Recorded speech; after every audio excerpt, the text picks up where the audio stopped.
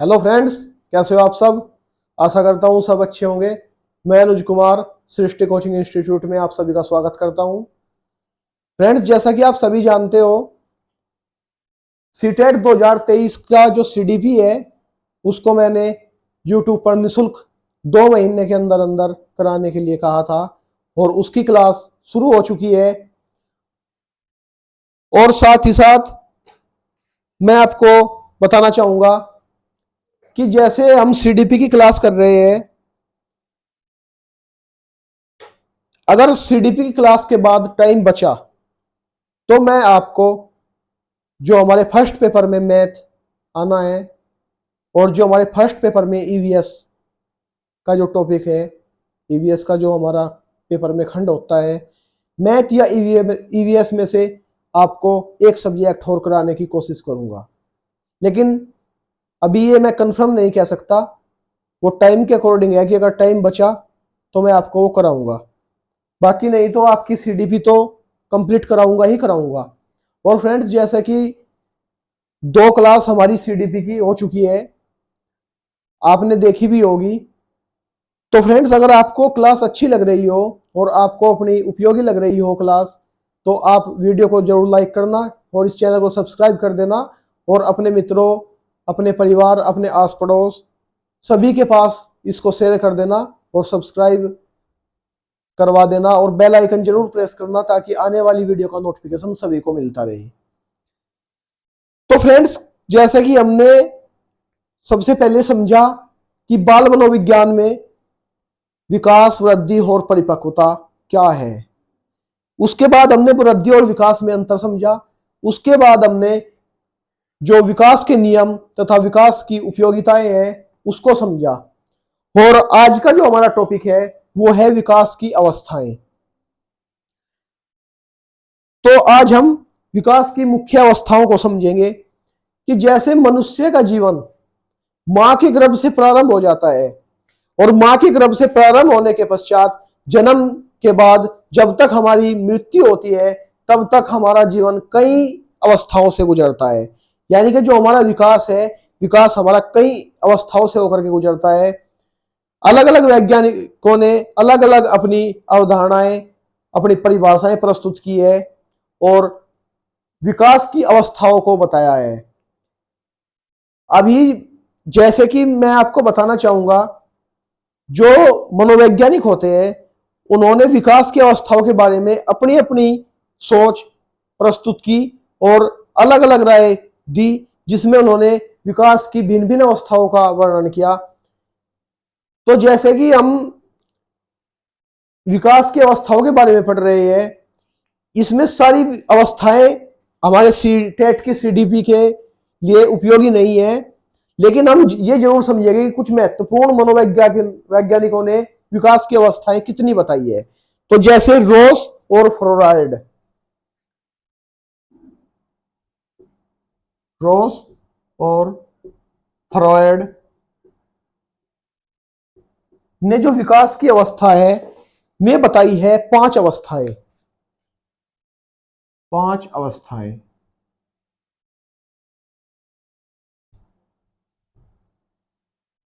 इस ये 5 अवस्थाएं कौन कौन सी है, या इन वैज्ञानिकों ने जो अवस्थाएं बताई है उसका वर्णन इंपॉर्टेंट नहीं, बस केवल ये आप कर लीजिएगा कि किस वैज्ञानिक ने कितनी अवस्थाएं बताई है।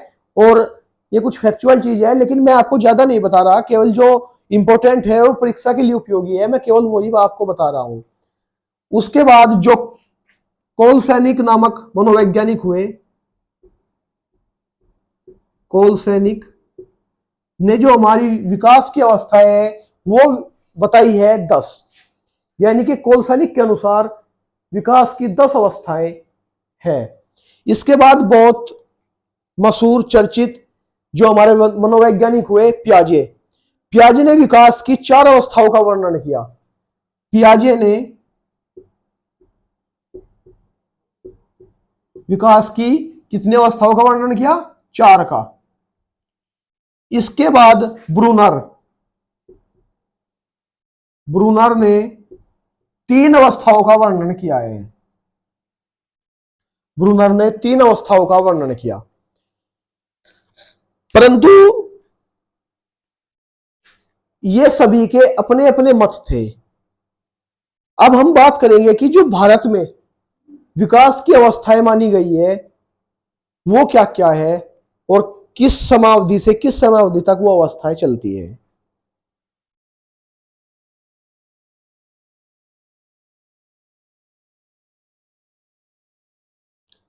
भारत में जो सामान्यतः विकास की अवस्थाएं हैं, अब हम उनका जिक्र करेंगे।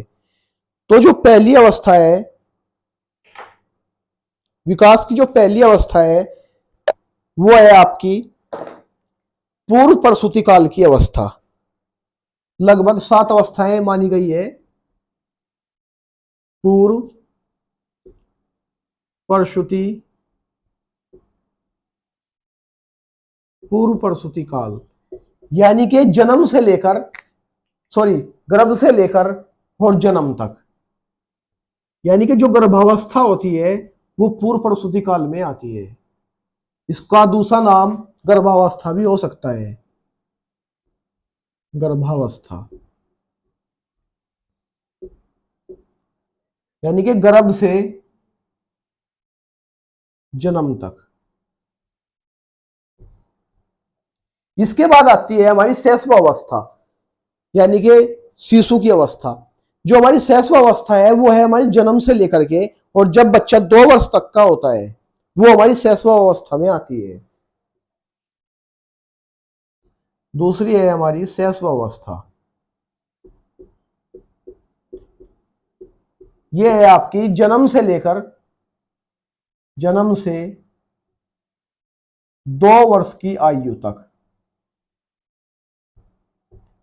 इसके बाद आती है आपकी बाल्यावस्था, तीसरे नंबर पर आपकी बाल्यावस्था। बाल्यावस्था को 2 भागों में बांट करके हम पढ़ते हैं। पहला है प्रारंभिक बाल्यावस्था, प्रारंभिक,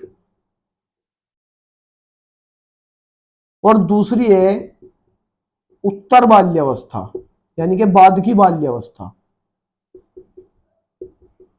जो हमारी प्रारंभिक बाल्यावस्था है वो है हमारी 2 वर्ष से लेकर 2 से 6 वर्ष तक, 2 से 6 वर्ष तक हमारी प्रारंभिक बाल्यावस्था है। फिर जो हमारी उत्तर बाल्यावस्था है वो है हमारी 6 से 12 वर्ष तक, 6 से 12 वर्ष तक। इसके बाद जो हमारी अवस्था आती है वो आती है युवा अवस्था या किशोर अवस्था। युवा, युवावस्था, जो हमारी युवा अवस्था है वो है हमारी 12 साल से लेकर 18 साल तक, 12 साल से 18 साल तक। इसके बाद जो हमारी पांचवी अवस्था है, पांचवी जो हमारी अवस्था है, नहीं ये मिस्टेक हो गई यहां पर, युवा अवस्था नहीं, किशोर अवस्था, किशोर अवस्था, आप इसको ठीक कर लीजिए।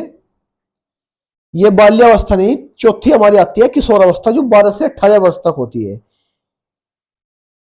इसके बाद हमारी जो अवस्था है वो है युवा अवस्था।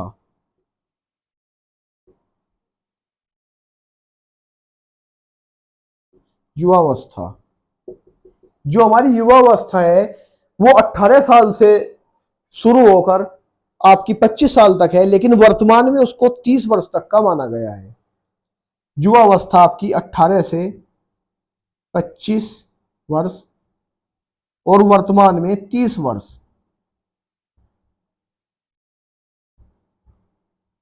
30 वर्ष माना गया है।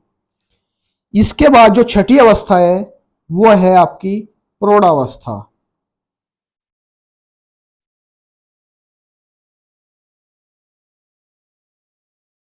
जो आपकी प्रौढ़ावस्था है वो है आपकी 30 से लेकर के 60 वर्ष की आयु तक, और 60 वर्ष की जब आयु पहुंचती है यहीं से आपकी वृद्धावस्था शुरू हो जाती है। तो यानी कि 30 वर्ष से 30 से 60 वर्ष तक। और जो आपकी भारतीय अनुसार जो आपकी आखिरी और लास्ट यानी कि वृद्धावस्था है, वृद्धावस्था वो है आपकी 60 वर्ष से मृत्यु तक। 60 से मृत्यु तक आपकी वृद्धावस्था चलेगी। तो भारत में ये 7 अवस्थाएं मानी गई है, परंतु शिक्षा मनोविज्ञान व बाल मनोविज्ञान के अनुसार जो हमारे सीडीपी के लिए इंपॉर्टेंट है, वे 3 अवस्थाओं का उनमें वर्णन करेंगे। आपकी शैशवावस्था, आपकी बाल्यावस्था और आपकी किशोरावस्था। इसी अवस्था में जी ये 3 अवस्थाएं हैं, आप इनको नोट कर लीजिए। ये 3 अवस्थाएं आपकी सीडीपी में पूछी जाती है और इसके हम विस्तार से समझेंगे कि इसमें बालक का विकास, जो सामाजिक विकास है, शारीरिक विकास है, सामवेगिक विकास है, वो किस प्रकार होता है, और ये समझेंगे हम अपनी अगली क्लास में।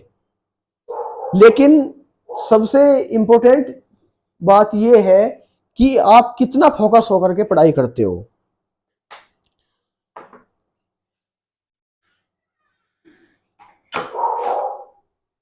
अगर आप अवस्थाओं की बात करेंगे तो अवस्थाओं में आपको ध्यान तो देना है सारी अवस्थाओं पर कि किस उम्र में क्या अवस्था है, लेकिन सीडीपी में आपको केवल 3 अवस्थाएं पढ़ाई जाएगी और यहीं से आपके क्वेश्चन आते हैं, शैशवावस्था, बाल्यावस्था, किशोरावस्था। लेकिन जैसे कि मैं अभी कह रहा था कि इंपॉर्टेंट ये नहीं है कि क्या क्या पढ़ना है, इंपॉर्टेंट ये है कि कैसे पढ़ना है। यानी कि मान के चल लो कि एक अवस्था है शैशवावस्था, इसमें आपके काफी टॉपिक बन सकते हैं, काफी पॉइंट आपके इसमें बन सकते हैं। तो क्या हमें सारे पढ़ने हैं? नहीं, हमें इसमें या फिर हमें कैसे पढ़ना है ये चीज हम समझेंगे कि पढ़ाई हमें कैसे करनी है कि हमारा सिलेक्शन, हमारा पेपर क्लियर हो जाए। यानी कि सीटेट 2023 का जो आपने सपना देखा है कि सीटेट 2023 क्लियर करना है, वो कैसे हम क्लियर करेंगे, कि हम किस प्रकार से हम पढ़े। तो मेरी अभी एक हाल ही में वीडियो आएगी, उस आप चैनल को सब्सक्राइब करके बेल आइकन प्रेस कर लीजिए। एक वीडियो आएगी कि सीटेट 2 मंथ में कैसे क्लियर करें, यानी कि 2 मंथ की पढ़ाई में आप सीटेट कैसे क्लियर कर सकते हो। इस टॉपिक पर मैं आपकी वीडियो बनाऊंगा और मैंने खुद 15 दिन से भी बल्कि कम पढ़ाई में सीटेट खुद मैंने क्लियर किया है। और मैं आपको एक बेहतरीन रणनीति बताऊंगा कि 2 मंथ आप मान के चलो कि आज से आपके केवल 2 मंथ बचे हुए हैं। वैसे तो 2 मंथ 10 दिन के आसपास बचे हुए हैं, क्योंकि 15 जुलाई के आसपास से आपका एग्जाम शुरू होगा, लेकिन आप मान के चलो कि 2 ही मंथ आपके पास बचे हुए हैं। अब 2 मंथ में आप किस प्रकार से सीटेट अपना क्लियर करोगे, और वो भी बेहतरीन मार्क के साथ में। तो इस चीज की मैं आपको गारंटी देता हूं कि अगर आपने वो रणनीति फॉलो की तो यकीन मानिए आपका सिलेक्शन, आपका सीटेट क्लियर होने से कोई नहीं रोक सकता। और आप, जो मैं आपको बताना चाहूंगा, स्पेशली जिसकी बीटीसी या बीएड कंप्लीट हो चुकी है, वो अब की बार सीटेट क्लियर कर ही लीजिए और मेहनत इतनी करिए कि दूसरी बार आपको सीटेट देने की आवश्यकता ना पड़े। क्योंकि अभी नहीं तो कुछ मंथ बाद एस्टेट के जो फॉर्म निकलेंगे ही निकलेंगे एस्टेट के, क्योंकि पद तो खाली है। अब वो भले ही अनुपात आयोग ने, सरकार ने अनुपात दिखा दिया हो कि शिक्षक छात्रों का अनुपात सही है, लेकिन सच तो ये है कि अनुपात सही नहीं है और लगभग 1,50,000 के आसपास पद खाली है। तो हम ये नहीं कहते कि इतनी वैकेंसी निकलेगी, लेकिन 50,000, 20,000, 40,000 कुछ तो निकलेगी। तो अगर आप अभी से अपना सीटेट क्लियर कर लेते हो तो आप आगे टेंशन फ्री हो जाओगे और अपनी एस्टेट की तैयारी शुरू कर दोगे। या फिर अगर आप किसी को कोई अन्य कंपटीशन एग्जाम की तैयारी करनी है, अपना वो करेगा, तो आप 2 मंथ में काफी सफिशियंट है। 2 मंथ आपके लिए सीटेट क्लियर करने के लिए। तो जो मेरी अगली वीडियो आएगी वो मैं बनाऊंगा कि जो आप सीटेट है वो 2 मंथ में कैसे क्लियर कर सकते हो, उसको जरूर देखना। और सबको अपने रिलेशन में, अपने दोस्तों के, अपने परिवार के, या जो भी आपके जान पहचान में सीटेट की तैयारी कर रहा है, सबके पास शेयर जरूर कर देना ताकि उनको भी कोई बेनिफिट मिल सके। तो चलिए दोस्तों, मिलते हैं अगली वीडियो में। जय हिंद, जय भारत।